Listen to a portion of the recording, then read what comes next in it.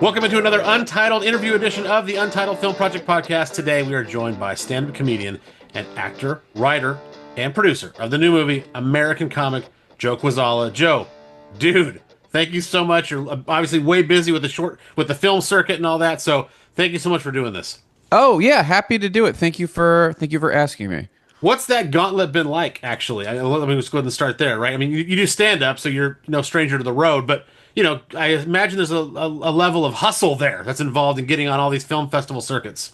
Totally. We're entering the autumn season, and fall really is festival season. I'm learning because this is brand new to me. We were lucky to premiere in Los Angeles, where I live and where the director is, and where kind of our network is, and that was very fun. We premiered at a festival called Dances with Films at the end of June.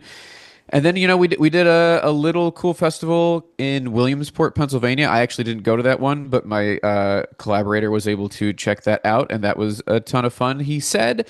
But then there's been kind of like a waiting period where it's like, okay, starting on September 17th, whenever we're in Phoenixville, Pennsylvania, we literally have 3 festivals in the same weekend. The director and I have to split up. While I go to Cincinnati, he goes to Port Townsend, Washington, and then the next week after that we have 2 more. And so after premiere, 2 solid plus months of kind of nothing, and then all of a sudden we're doing 2 or 3 in a weekend. So I'm going to find out. That's not how stand-up usually works. Usually it's like you're doing a weekend somewhere, right? And then you can move on. Like a tour can have you going from place to place. But usually you get to set it up so that the things are kind of close in proximity. But yeah, truly, I mean, Daniel, the director, is going to be flying out of Philly to go to Seattle. Like LA to Philly to Seattle. Like it's truly traversing the contiguous United States a few times in the course of 24 hours. So as a stand-up, I know sometimes comedians will do drop-ins and stuff like that. They'll do just kind of a feature spot or something like that because they're in town for the day or whatever the case is. I mean, is there any plan for that? Do you have any time at all to say, hey, Cincinnati Funny Bone, here I come, or whatever it is? You know what's nice is that because the film I made, American Comic, is about stand-up, there's an understanding with some of these festival programmers that I come from that world. And at Cincinnati, at this independent film festival, they are actually setting me up with a show the day after the festival. Oh, that's awesome. Yeah, in collaboration with the Commonwealth Comedy Club there.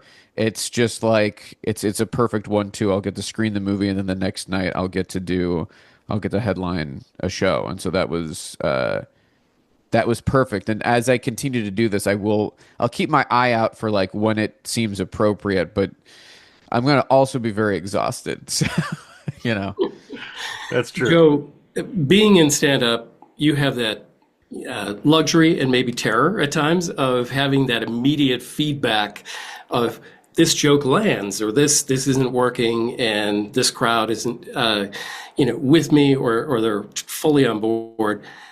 What is it like to then go to a film format where you've got American Comic, where you make it and you have this enormous amount of time between when you've created and when you get to see if it lands? Yeah, right. It's so different. Because like you said, it's instantaneous for stand-up. You get to know immediately if what you're saying works, if it's funny. And and I've done video sketches and things like that for years.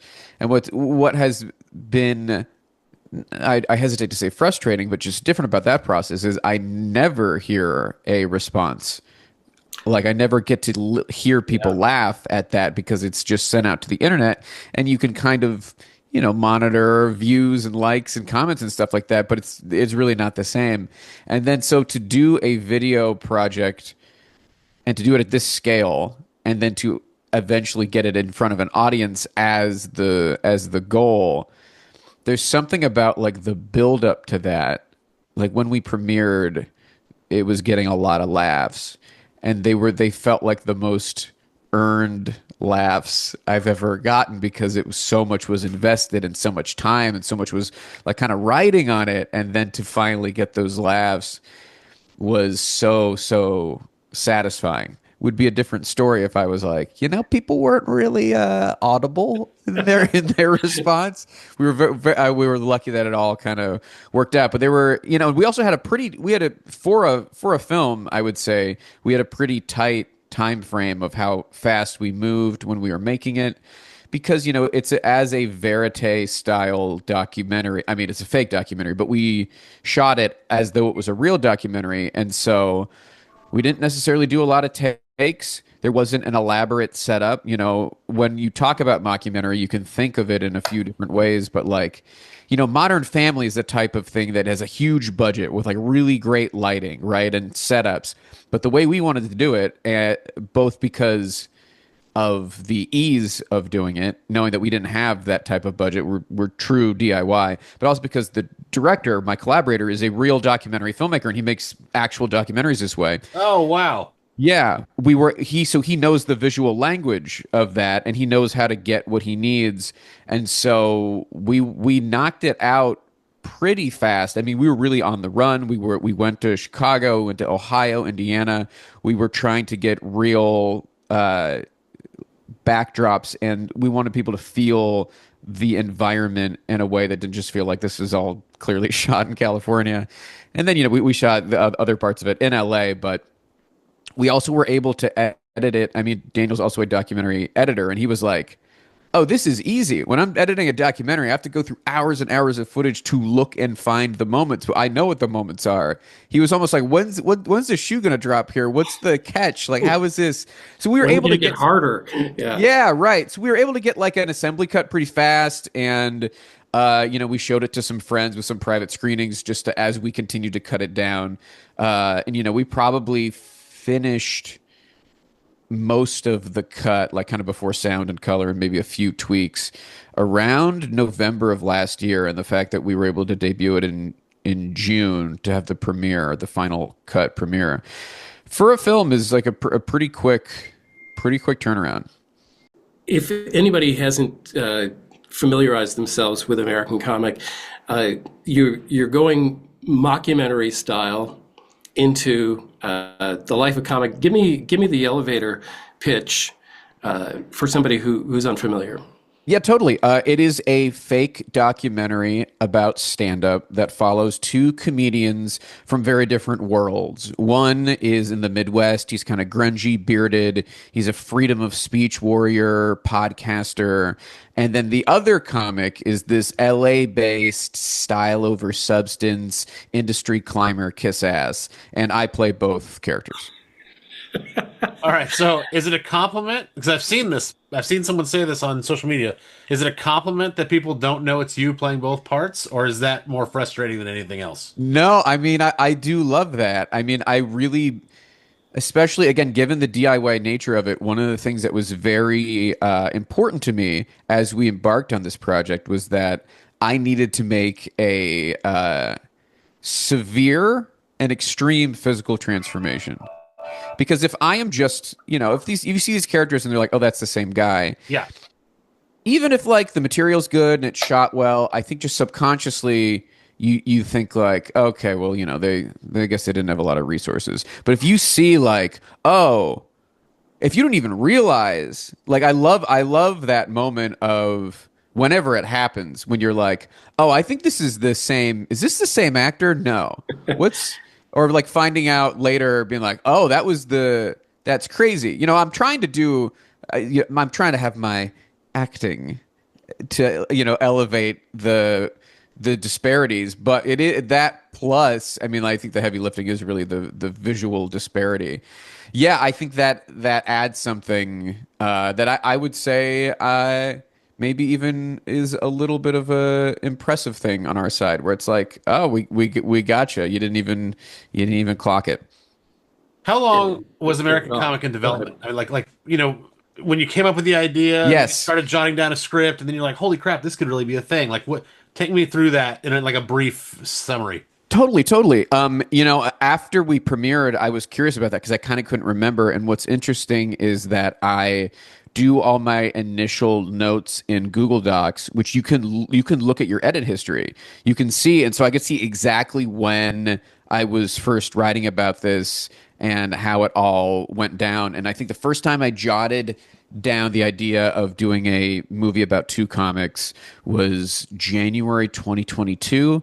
And then over the year, I was just like, it was the process of like adding more details. What kind of scenes do I want to do? Putting them in an order, then trying to be like, okay, how can this tell a story? And then being like, maybe I need a character here, maybe I need a character there. Or what if this thing came back? What if this culminated in this?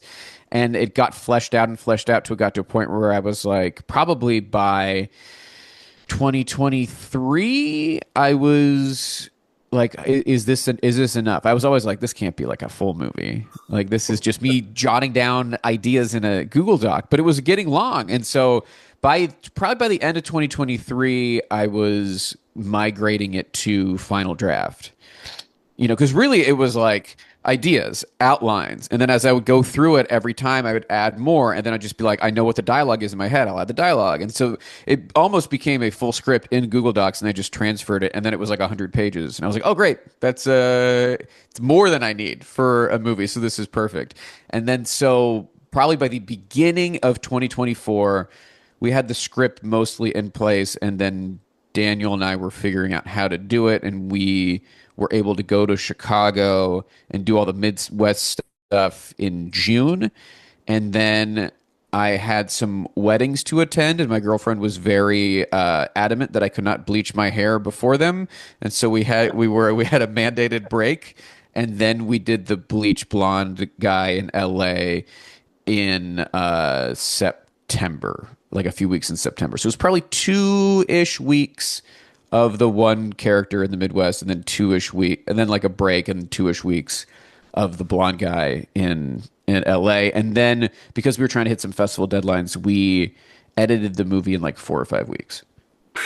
Man. Wow. Yeah. Pretty fast. So we have a anniversary of the birth of the mockumentary with, this is Spinal Tap 2, The End Continues. This is the genre upon which you've decided to make your movie. Tell me something about that movie that you like is one of your favorite parts about it of all time. And did that movie at all affect what you did or didn't do in American Comic? I love that film, which might be obvious, but what I always liked about that film was that it seemed to strive, while being silly, it seemed to want to strive for some degree of authenticity, which I really appreciated. What I really like about Spinal Tap is you believe the songs. You believe that those songs would be hits. There's real musicianship behind them.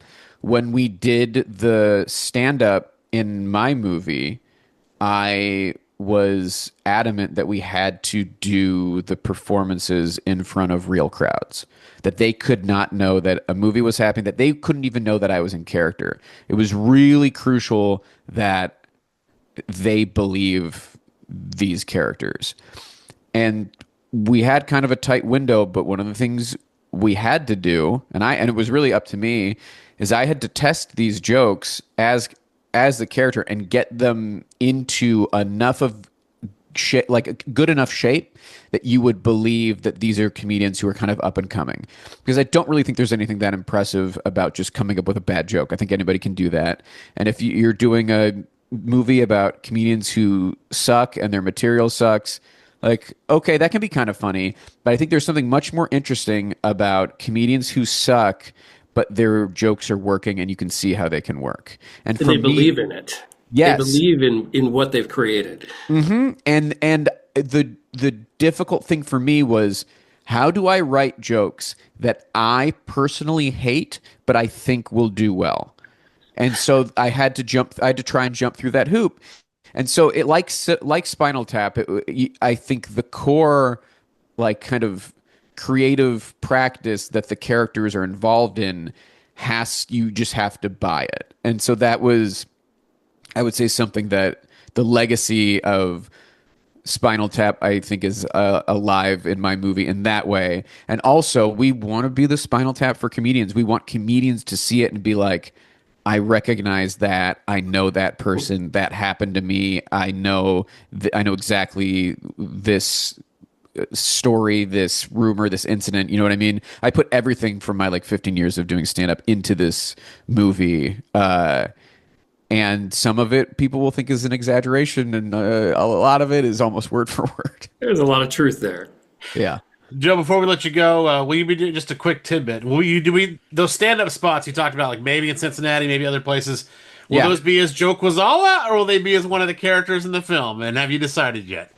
I don't know how ready I am to put my feet back into the shoes of those characters. So some of it was, sometimes I deliberately had to bomb as those characters because that's what needed to happen for the story. That's right. And the director tried to give me an out, and I was like, no, I have to bomb in front of a real crowd. We cannot recreate this. There's a different feeling if we just took to a stage and there was no one there and there wasn't a show, and I do a joke and there's silence. That is not the same as doing a joke in front of a crowd that is silent. It might seem like a minuscule difference, but I was very adamant that no, we're in Oak Park, Illinois, and these people don't know what it's about to hit them, but I need to basically act like a little drunk and do some bad jokes, and they need to stonewall me, and that's what has to happen. So PTSD wise, I don't know that I'm ready to be those characters again. So I will say that I am, at any stand-up performances from now on are likely going to be me. That's awesome. Joe Kwaczala, actor, writer, and producer of the hilarious comedy American Comic, going through the film festival circuit now, and of course, I assume, Joe, eventually video on demand or streaming or something like that.